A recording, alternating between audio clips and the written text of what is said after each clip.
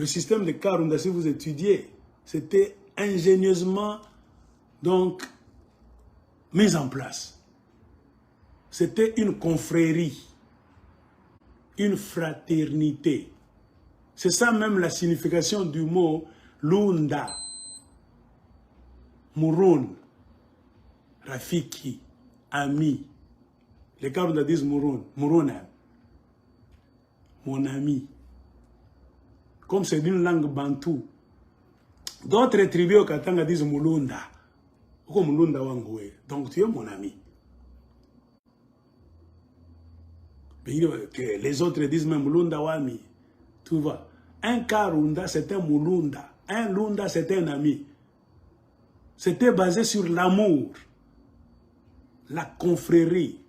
Tukoba frère, Tukoba Rafiki, Tukoba frère. Nous venons d'un seul homme. Vivons ensemble.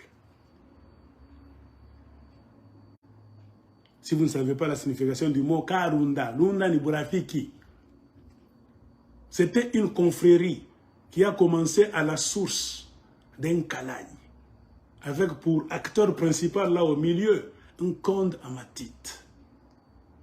C'était comme une révélation divine. Et le pouvoir a commencé au bord de l'eau, là où il y a une source, un Kalagne.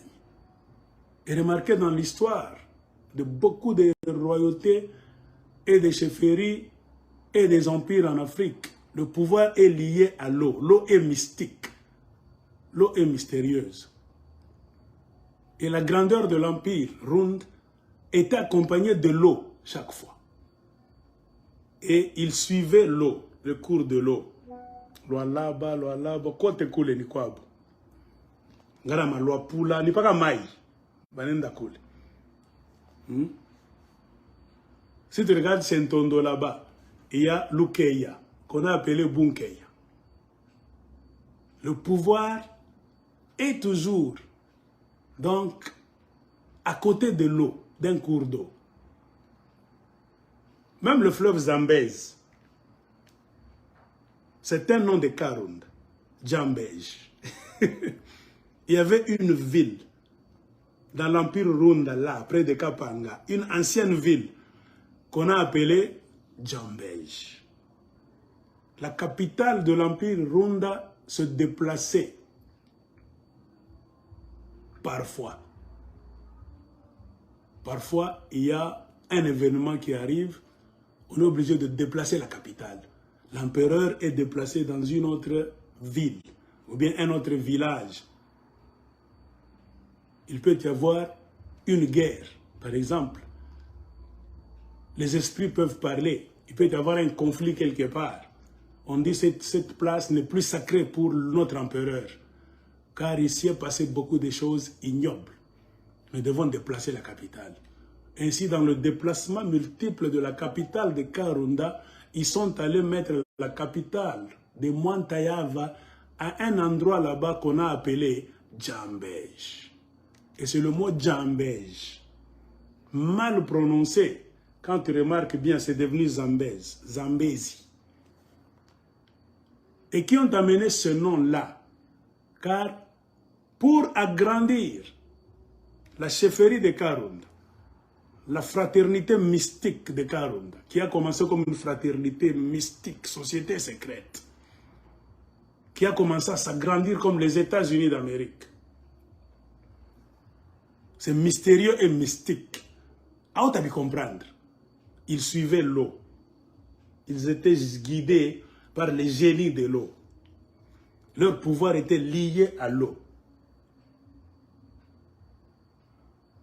Ainsi, les noms qui étaient au Congo ont été transportés sur des terres lointaines. Par qui? Par les enfants d'un conde Amatit. Comme je vous avais dit,